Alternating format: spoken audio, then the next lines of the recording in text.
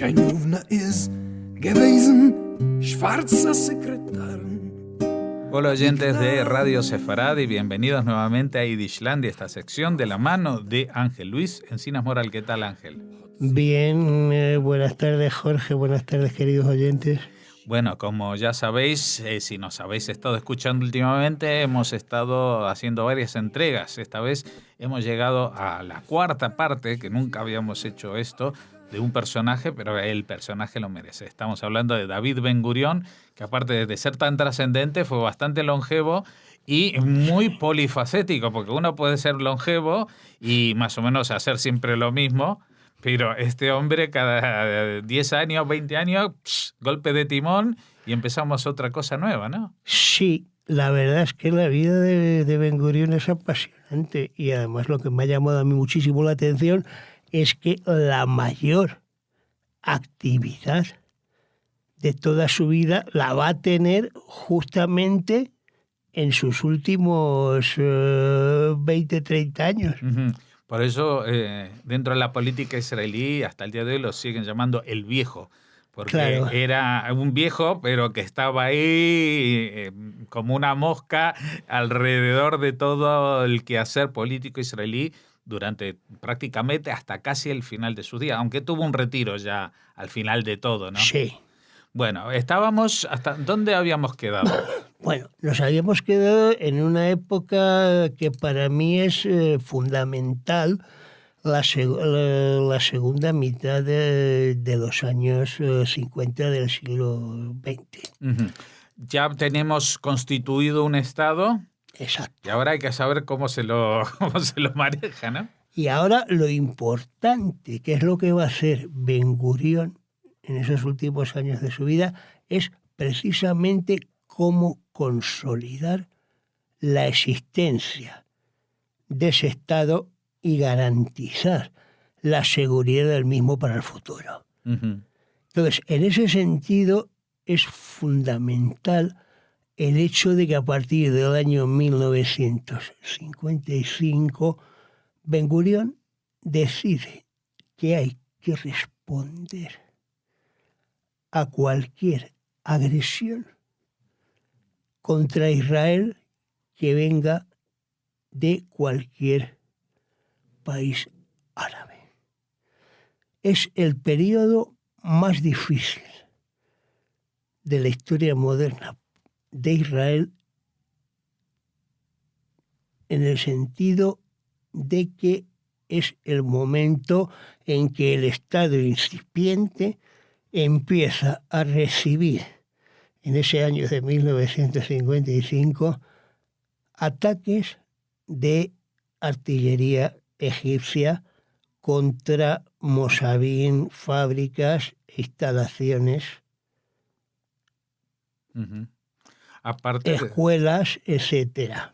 Aparte de la propia, digamos, labor de los mujahidines, estos que eran como guerrilleros a sueldo de los egipcios, ¿no? Exacto, que en esta época no se llaman mujahidines, sino que se llaman fedayín. Fedayín, perdón.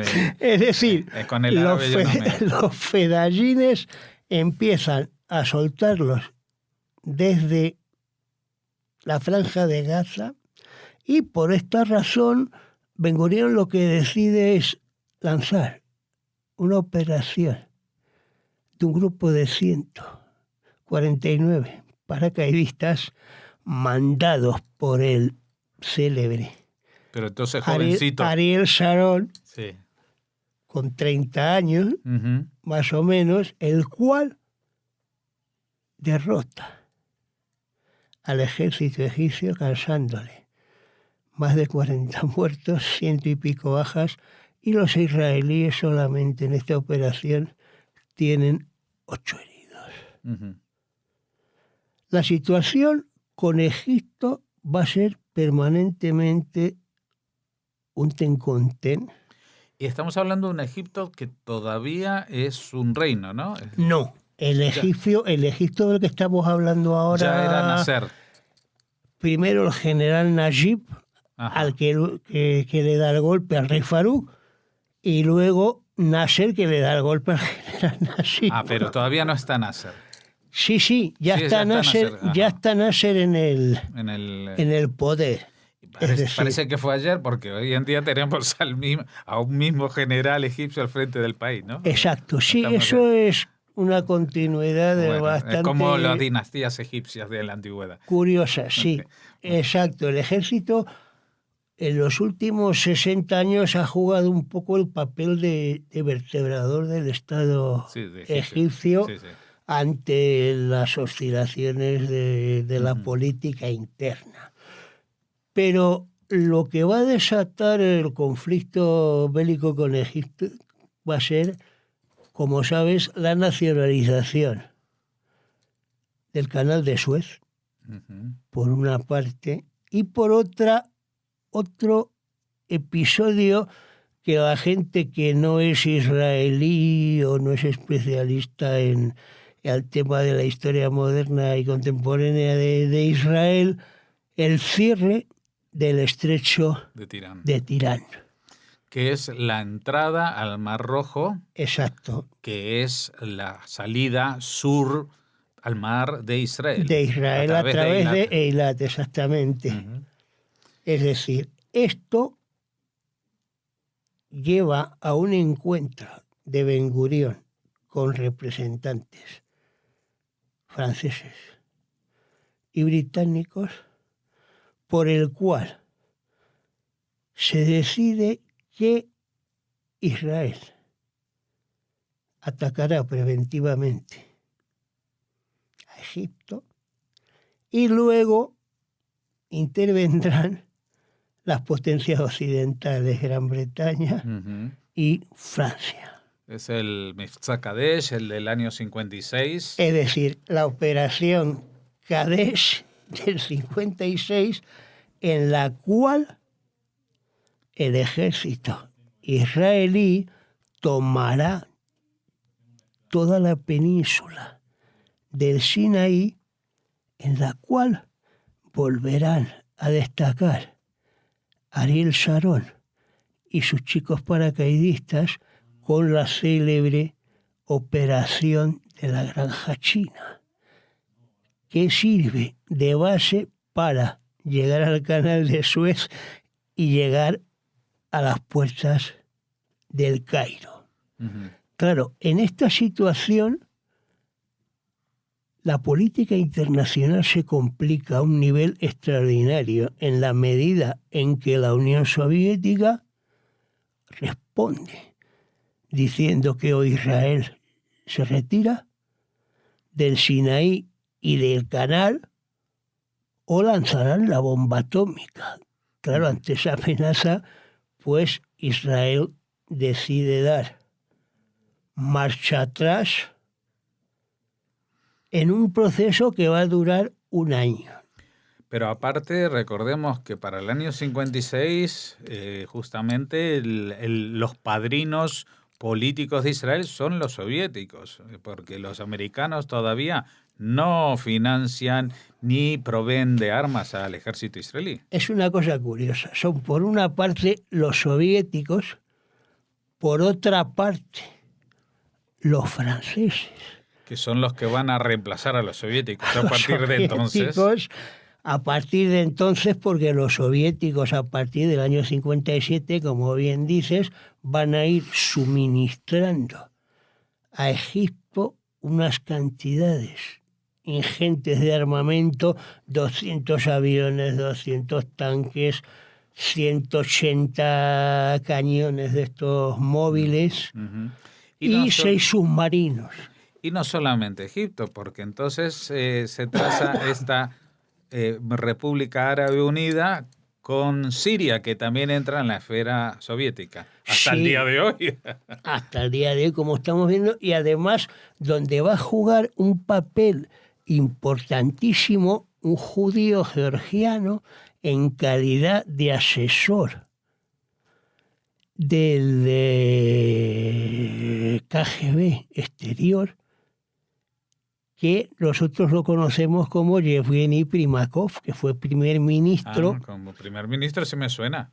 del primer ministro de la Federación Rusa posteriormente, Ujú. en los años 90. Primakov hablaba tan bien árabe que los árabes no sabían si era ruso o era árabe, y hablaba además todos los dialectos árabes, desde Mauritania hasta Siria. Era un individuo impresionante. Es decir, en estas circunstancias también Francia sufre un cambio político muy importante que va a afectar a Israel. La llegada de Gaulle al poder. Ujú. Y De Gaulle ya no es tan entusiasta No es tan como- pro-israelí, ¿no? sí, como el ministro primero anterior, Mm. que me parece, si mal no recuerdo, que era Méndez France, que era judío. Mm. Entonces, y socialista además también como Ben Gurión.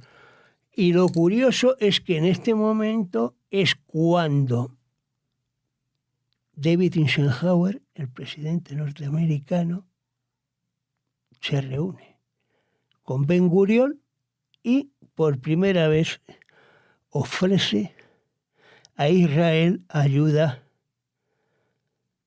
a nivel armamentístico y asesoramiento Claro, técnico. pero esta vez ya no es por la amistad con Israel, sino porque era la Guerra Fría. Rusia había tomado partido por un lado y entonces Estados Unidos le interesaba mantener algún baluarte en el Oriente Medio, ¿no? Claro, la Guerra Fría lo que hace es que Estados Unidos tenga la necesidad de tener una presencia en Oriente Medio para contener la influencia soviética. Eso es fundamental. Ujú. Pero al mismo tiempo, curiosamente, las relaciones de Ben Gurión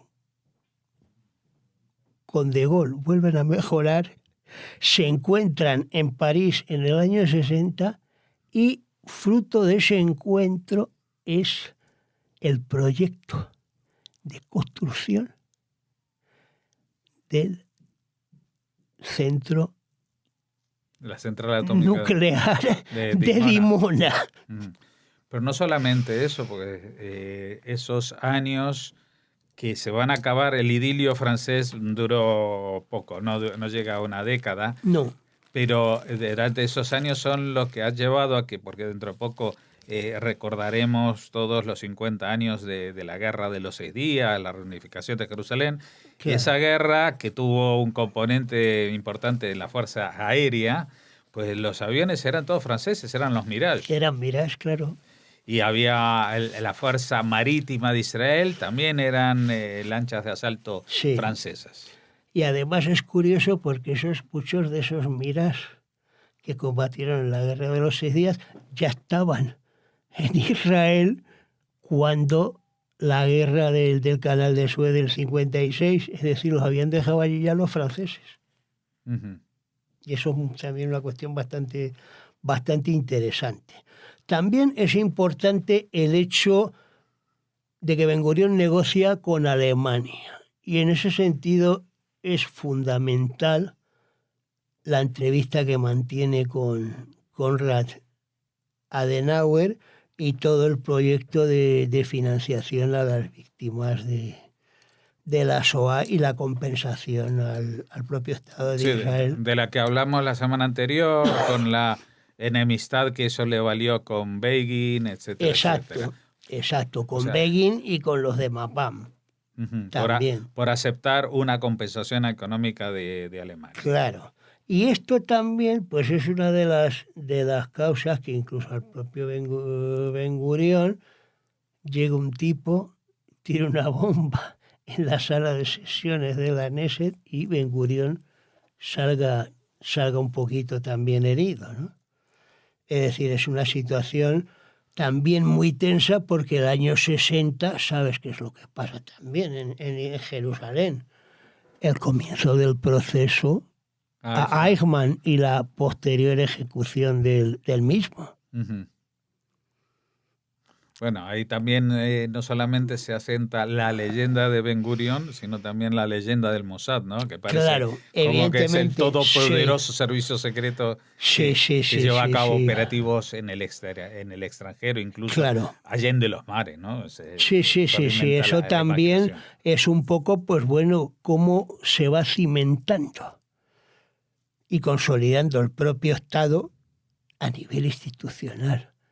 Y eso es muy importante. Y lo que es interesante también de este periodo de los 60 es el hecho de cómo en Israel, sobre todo a partir del año 65, empieza a haber un cambio importante dentro del propio laborismo israelí.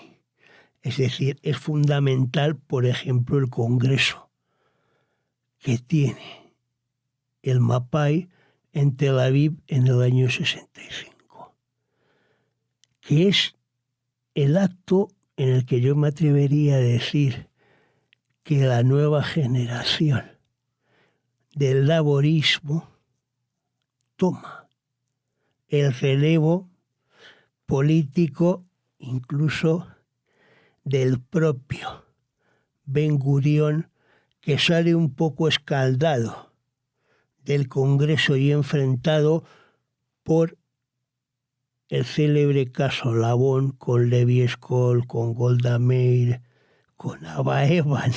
Es decir, sale tocado y como consecuencia de ello a las próximas elecciones que concurren, los laboristas van divididos. Por un lado, el Rafi, encabezado por Ben-Gurión y Moshe Dayan. Por otro lado, el Mapai, con Golda, Levi Eshkol, y también parte de Abodá, de Hata Abodá. Es decir, Ben-Gurión obtiene 10 escaños y la coalición mayoritaria del laborismo 46. Es el primer toque de atención que recibe políticamente Ben-Gurión. Uh-huh. Y el siguiente golpe en las siguientes elecciones, cuando Ben-Gurión concurre con el Maraj. Que es ya la coalición de todas del Mapai con... No, eso solo. El Maraj va él solo. Ah, Maraj va solo. Y los demás van juntos. Entonces, ahí Ben-Gurión en vez de 10 tiene 4. Ya y los queda. Otros 50, con lo cual ya, pues evidentemente esto casi coincide cronológicamente con la guerra de los 6 días, en la cual, curiosamente, tanto la parte militar como la política va a ser asumida fundamentalmente por Moshe Dayan como jefe del Estado Mayor del Tzahal, Uh-huh. el ejército israelí. Creo que Moshe Dayan era ministro de defensa. Y ministro de defensa pero el también. que era no estaba al frente del ejército, Rabin. En estos momentos sí, perdón. Era Isaac Rabin. Ahí. Rabin es el jefe del Estado Mayor. Rabin es también de esa camada de jóvenes. Sí, es de la gente joven también. Y de los pocos que no era militar, pero que también estaba en ese ajo metido, era Shimon Peres también. Sí, también estaba ahí, evidentemente. Un poco dando el relevo a la vieja generación de los fundadores del Estado, ¿no? Sí, y luego también el general Bar-Lev, que también juega un papel muy, muy importante. Y entonces ahí es cuando ya se da cuenta de que tiene que retirarse.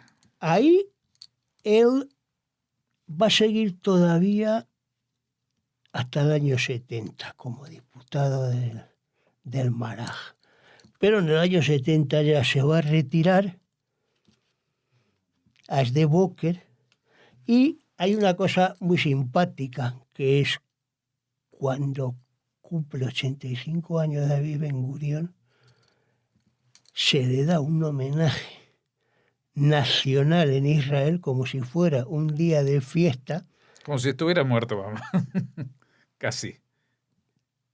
Pero todavía estaba bien en este momento, porque luego fue degenerando el brazo, un poco también algo de Alzheimer, Y entonces ese día es curioso que fue a verle Golda Meir a Sde Boker también con otros miembros del gobierno y del Estado Mayor del Ejército. O sea, fue bastante bonito. Y luego, bueno, pues Ben Gurión vivió 3 años, hasta el 1 de diciembre del 73, en que falleció. Y tengo que decir que Sde Boker, que tú lo has mencionado, no era un kibutz cualquiera, sino que es el kibutz del fin del mundo, porque está Claro. en el Negev, pero está en la Sí. parte más desértica, más inconectada, más que menos hay. Todavía Sde Boker sigue siendo esa Sí. antigua frase de un vergel en medio de un desierto. O sea, Sí. todavía se puede, cuando uno tiene que viajar a Sde Boker, por el camino solamente ve amarillo de dunas Sí. y desierto hasta que llega a ese pequeño oasis que significa ese Es kibutz. una excursión linda, la verdad. Bueno, pues con esta excursión que hemos hecho a la figura de Ben Gurión nos vamos a despedir hoy, pero dentro de 2 semanas volveremos a hablar de otro personaje del mundo ashkenazí, de Yidishlandia, que ya, como estamos viendo, son personajes del siglo XX y que tienen mucho que ver también con el tema de Israel. Muchas gracias, Ángel Luis Alcinas Morales. Muchas gracias, Jorge. Muchas gracias, queridos oyentes. Auf mir Rachmones, Ratte wird von Hunger mich erzählt.